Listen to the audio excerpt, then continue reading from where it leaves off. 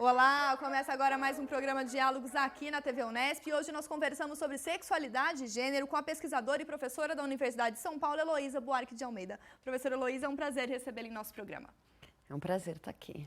Professora, a senhora faz parte, dentro da Universidade de São Paulo, do NUMAS, que é o Núcleo de Estudos dos Marcadores Sociais da Diferença, que tem essa discussão em prol da questão da sexualidade e do gênero. Eu gostaria que a senhora explicasse para a gente, né, o que está no cerne do estudo do NUMAS. Bom, então, nós temos um grupo de professores e alunos de graduação e pós-graduação que trabalhamos, viemos de áreas, eu trabalhava na área de gênero, o Júlio trabalhava mais com sexualidade, a Laura trabalhava com raça, né, o Júlio Simões e a Laura Moutinho, e a Lília Schwartz. Nós montamos o grupo pensando que quando a gente estuda gênero, né, a teoria de gênero, ela começa muito preocupada em desnaturalizar o pensamento, né, em mostrar que o gênero são as construções sociais, simbólicas, que variam historicamente, né, o que é pensado como feminino, como masculino, varia em cada época, em diferentes culturas, em diferentes contextos políticos, e a gente vai desenvolvendo, a teoria vai se desenvolvendo e vai problematizando todos esses eixos do que a gente chama de marcadores sociais da diferença. Na verdade, nós, enquanto seres sociais, as pessoas na vida social, elas são marcadas por essas diferenças de gênero, de raça, de classe, e uma coisa está misturada com a outra, né? Está imbrincada na outra, né? A gente brinca assim, não é só uma oposição homens e mulheres, mas ser mulher e ser branca ou ser negra, ser de classe popular, ser jovem ou ser mais velha, né? Ser branca ou ser negra, de novo, essas afeta a vida das pessoas de modos diferentes, né? O lugar social que essas pessoas têm. Então a nossa preocupação é entender as formas de desigualdade, de hierarquia na sociedade, né? E como essas diferentes posições afetam a vida cotidiana. No meu caso, especificamente, eu sempre pesquisei um pouco a mídia, né? Então, por um lado, eu sempre olhei a mídia, por exemplo, a televisão brasileira, né? Durante muito tempo, a televisão hegemônica era a Rede Globo, né? Você tinha lá nos anos 80, 90, a novela das 8 era um programa que todo mundo, de todas as camadas sociais, todas as idades, todas as regiões do Brasil assistiam, né? Então, a gente pensava a televisão como um repertório compartilhado, né? Essa televisão construiu certos ideais de feminilidade, de masculinidade na nossa vida, na vida social brasileira, assim como ela promoveu o consumo também, né? Uma sociedade de consumo que vem junto com a televisão. Mas para pensar, por exemplo, gênero e televisão, a gente pode ver como a gente tem um certo ideal, o padrão de beleza, né, o padrão das heroínas de telenovelas que eram mulheres que trabalhavam fora, autônomas, com certa liberdade sexual, mas também com padrão de beleza restrito, de consumo, como isso vai formando o nosso ideal sobre feminilidade, sobre o que é ser mulher. O imaginário do público sobre o que seria ser mulher e ser homem na sociedade brasileira.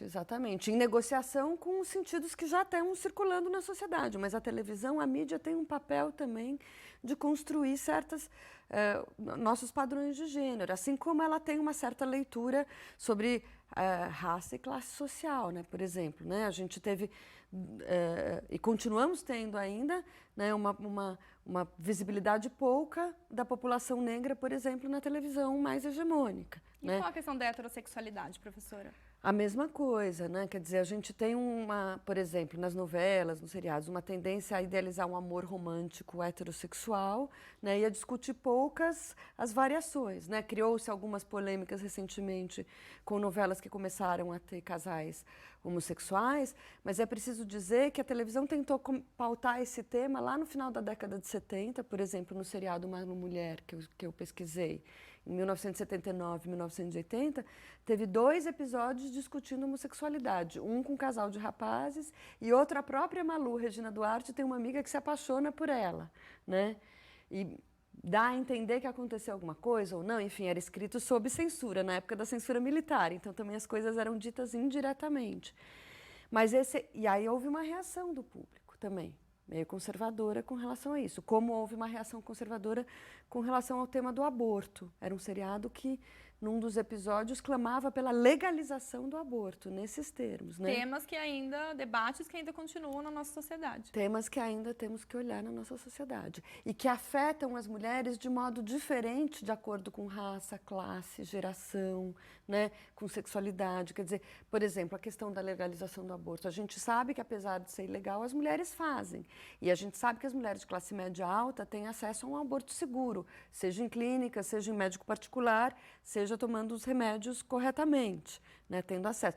E ao passo que a não legalização do aborto penaliza muito mais as mulheres de classe baixa, né? E como que a gente pode, professora, dentro de uma universidade, de um núcleo de estudos, né, promover esse tipo de debate para que, de certa forma, a gente rompa com alguns estereótipos que são consolidados, principalmente pela mídia? Eu acho que no objetivo da universidade é entender como isso acontece, não é combater, não é mudar, né? Mas, obviamente, quando a gente está pesquisando isso, a gente está propondo, a gente acaba tendo um papel social de refletir sobre essa sociedade e de apontar problemas, né? E de apontar questões que precisam ser melhoradas. Eu acho que um núcleo de estudos como o NUMAS, ou como outros núcleos de estudos de gênero, ou de sexualidade, ou mesmo, né, núcleos ligados a outras formas né, disso que a gente tem chamado marcadores sociais da diferença, eles acabam apontando, mostrando essas desigualdades. As pesquisas e é uma discussão acabam... que começa quando, professora, dentro da universidade, essa questão da sexualidade, do gênero, aqui no Brasil? Olha, começa um pouco, o final dos anos 70 é um momento que tem um certo crescimento da visibilidade do movimento feminista no Brasil. A partir de 1975, Ano Internacional da Mulher, né, promovido pela ONU, né? Você começa a ter alguns núcleos estudando mulheres, história das mulheres, antropologia das mulheres, né? Começa a aparecer por aí.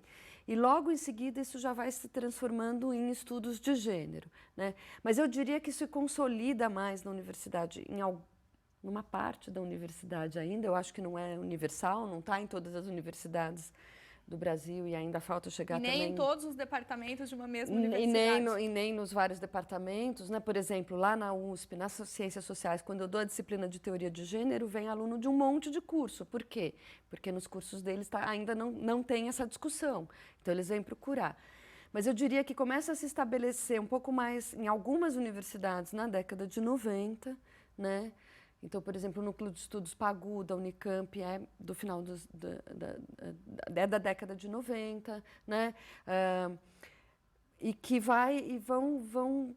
alguns lugares vão estabelecendo um pouco mais essa discussão, obviamente, em interlocução com o que está acontecendo fora do Brasil, né? Não vem do nada. A área de estudos de gênero é uma área acadêmica, mas que tem sempre um contato, uma certa interface com o movimento feminista, por exemplo, né? Embora às vezes haja conflito, nem sempre pense igual, né? Então também o crescimento do feminismo fortalece em alguns momentos um pouco a discussão acadêmica também. A senhora disse que essa discussão acadêmica ela vem problematizando algumas questões que são importantes a serem debatidas, e não necessariamente no sentido de transformação, mas um pouco mais sobre essa questão a gente comenta daqui a pouco. O Diálogos faz uma pausa e já volta.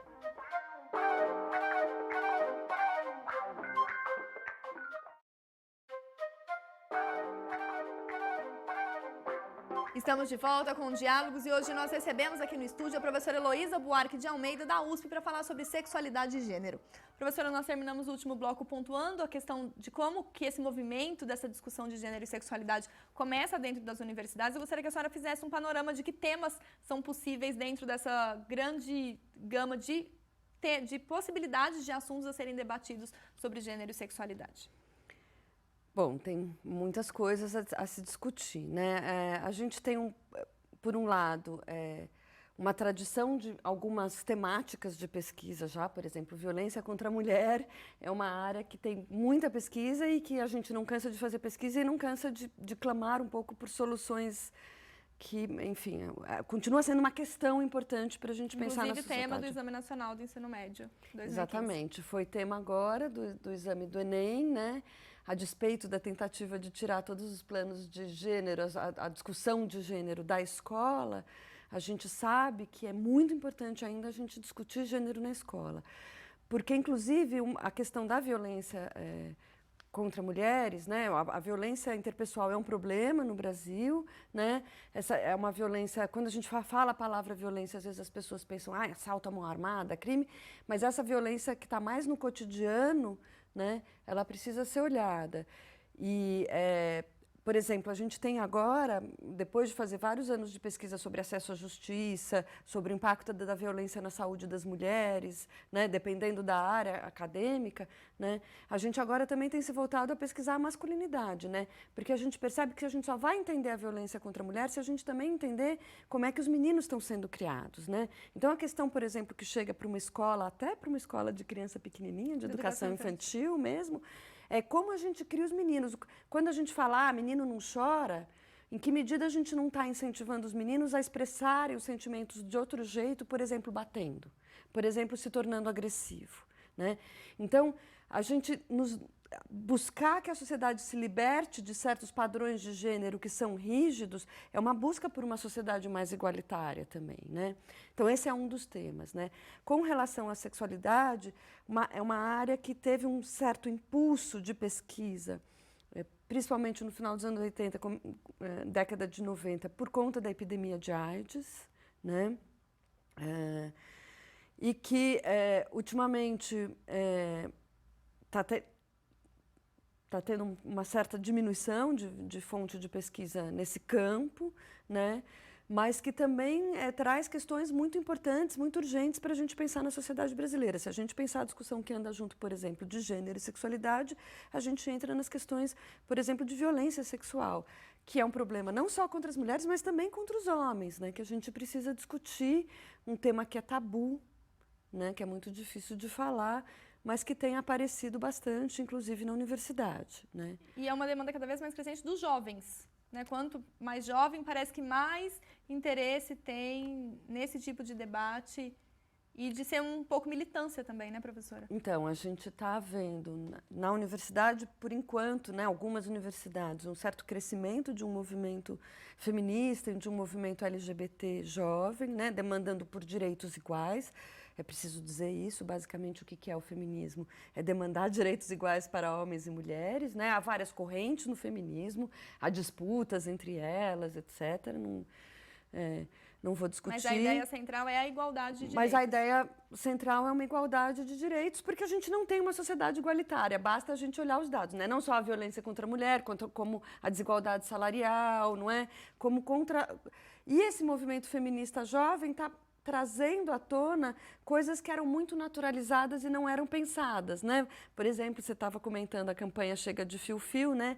A ideia de que a cantada de rua era uma coisa normal, típica do brasileiro, começa a ser problematizada e as meninas estão mostrando pela internet como isso era feito de modo agressivo, como tinha uma violência nisso, né? E chamando uma mobilização até das que não são tão jovens assim. Chamando uma mobilização, quer dizer, nós mesmos, se paramos para pensar nas nossas vidas, e eu poderia também pensar na minha vida quando eu era mais jovem, como quando a gente está começando a crescer na adolescência, e, enfim, como todas nós parece que passamos por situações de medo, de constrangimento na rua, não necessariamente uma grande violência, mas um constrangimento, uma sensação, não vou mais sair de mini saia porque todo mundo fica olhando, né?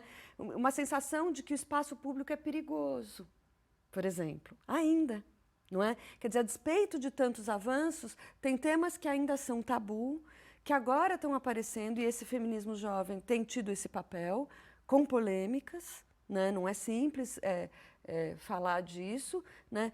Mas é muito interessante que isso esteja ganhando uma visibilidade e promovendo uma espécie de reflexividade sobre a nossa própria sociedade, não é? Então é interessante como, por exemplo, quando começa esse movimento, alguns homens se colocam publicamente dizendo: puxa, eu não sabia que isso era tão grave. Né? E como a gente pode ser parceiro dos homens também nessa discussão. É evidente que não são só as mulheres que sofrem violência, os homens também sofrem violência, né? E principalmente as pessoas que às vezes saem do certo padrão de masculinidade, né? Homens que são um pouco mais femininos, por exemplo, né? E obviamente essa violência também atinge diferentemente mulheres brancas, mulheres negras, né? No Brasil você tem uma hipersexualização das meninas que são classificadas como mulatas, morenas ou negras, não é? E isso afeta a maneira como elas são tratadas no espaço público, né? Como elas são imaginadas. Então, são campos, né, de pesquisa que estão aparecendo o tempo inteiro, né? E estão nos fazendo rever algumas coisas que são naturalizadas. O interessante, do meu ponto de vista também, das ciências sociais, da antropologia, que é a minha área disciplinar, não é? Mas desses estudos, é também como a gente pode refletir sobre a nossa própria sociedade e desconstruindo alguns dos seus parâmetros que eram naturalizados, né? Que eram vividos como sem pensar, né? E sobre esse papel dentro da própria sociedade, né, os impactos que a gente tem, os desafios ainda que esse debate de gênero e sexualidade tem, a gente conversa daqui a pouco. O Diálogos faz mais uma pausa e já volta.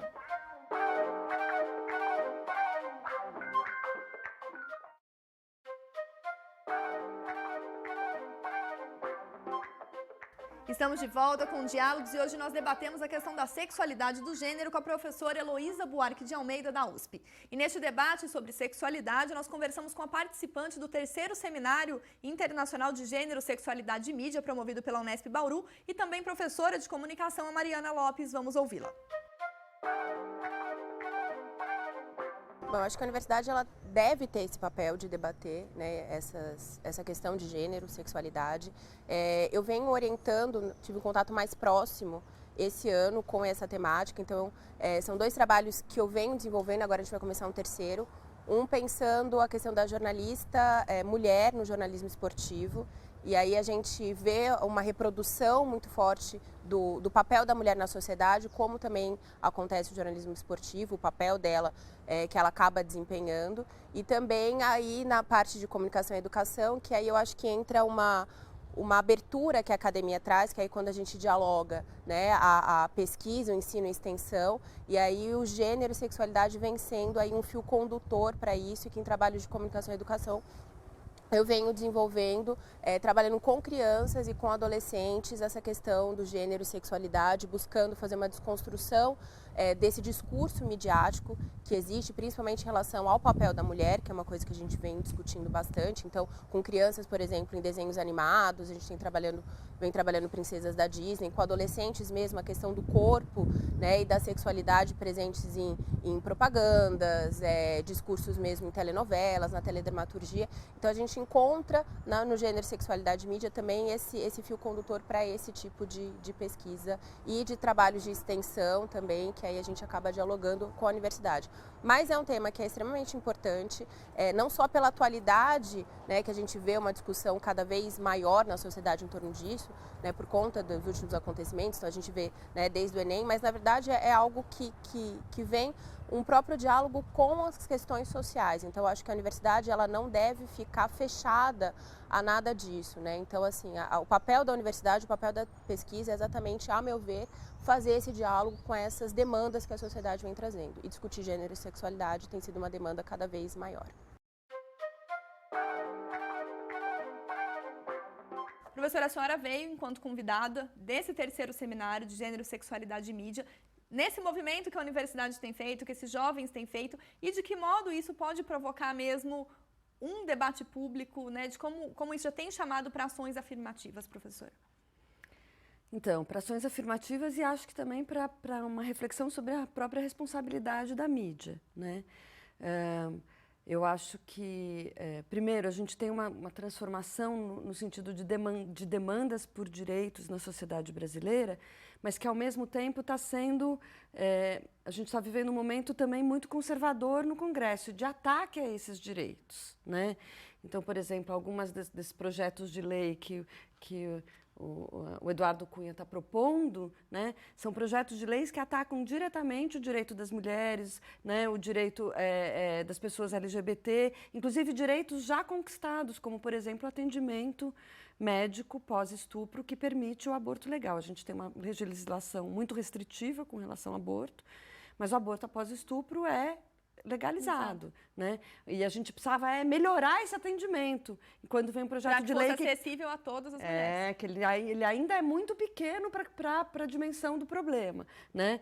E esse PL viria como uma espécie de retrocesso para a gente voltar para 1940, né?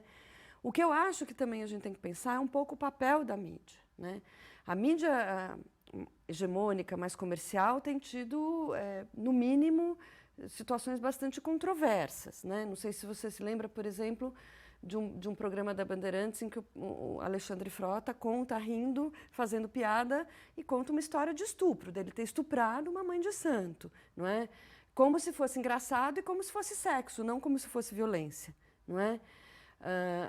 Isso é assustador, em primeiro lugar, é um crime, né?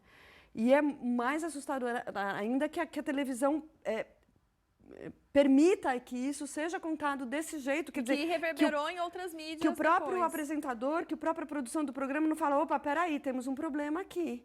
Né? Não percebeu isso como um problema, quer dizer, passa batido. Que é algo, né? Como se fosse naturalizado na sociedade, que não é para ser. Como se fosse naturalizado. Quer dizer, qual é a naturalização aí? Primeiro é imaginar que um homem com desejo sexual é incontrolável, né? Como se ele não pudesse se controlar, não é? Como se fosse só da ordem da natureza, o que é absurdo, né? Porque não é assim que funciona, né? E segundo, como se ele pudesse... Ele conta de uma maneira absolutamente impune uma violência desse nível. Né? Uma violência que gera horror em muita gente, né? A ideia do estupro gera horror, não é? Agora, infelizmente, a gente tem formas de violência sexual muito naturalizadas, né? Então, aparecem casos, né? A gente pesquisa mulher, a gente vê muito isso, não é? A pessoa conta relatos de situações que ela viveu, ou porque ela estava bêbada e alguém abusou, ou porque um namorado forçou a barra, não sabe negociar, não sabe ouvir um não é? Então, a mídia tem que tomar muito cuidado, porque a mídia hegemônica, ela naturaliza isso. Por exemplo, tem novelas em que, às vezes, o cara está querendo seduzir a menina fala, não, mas ele vai lá e até beijar e seduzir, é uma história de amor. Ora, o que essa novela está dizendo? Está dizendo que o não quer dizer sim? Está dizendo que as mulheres falam não, mas no fundo elas querem dizer sim? Então não está certo. Teve um episódio de Malhação, por exemplo, que tinha isso, o menino sequestrava a menina, e a menina que era má. Aquilo era um abuso, né? Era uma violência. Professora, então pensando nessa naturalização que o próprio discurso da mídia ele impõe, né, a essa sociedade, né, diante do debate que a universidade tem feito, né, como que a gente pode pensar numa mobilização social, nesse impacto social, nesse papel extensionista que a universidade tem? Então, eu acho que nesse sentido, né, de poder trazer uma produção mais qualificada, que é fundamental, né? Ampliando o repertório dos possíveis da televisão, né? Da mídia em geral, né? Mas, por exemplo, com relação a televisão, por exemplo, a gente tem um problema de regulamentação ainda que é preciso pensar, né? A gente tem um problema da representatividade, né? Com o quanto a gente pode trazer para uma mídia universitária, por exemplo, mais, né, a presença dos negros, mais a presença da população que é, digamos, precarizada, não é? E acho que ampliar o repertório, né? Ampliar o repertório é muito interessante, né? Promover debates como esse para o qual a senhora foi convidada. Eu gostaria, então, de agradecer a sua participação aqui e trazendo esse debate também aqui para a nossa TV Universitária da Universidade. Muito obrigada. Imagina, é um prazer. Eu que agradeço. Muito obrigada. O Diálogos de hoje fica por aqui. Acompanhe o debate sobre sexualidade e gênero na nossa programação. Obrigada pela companhia e até a próxima.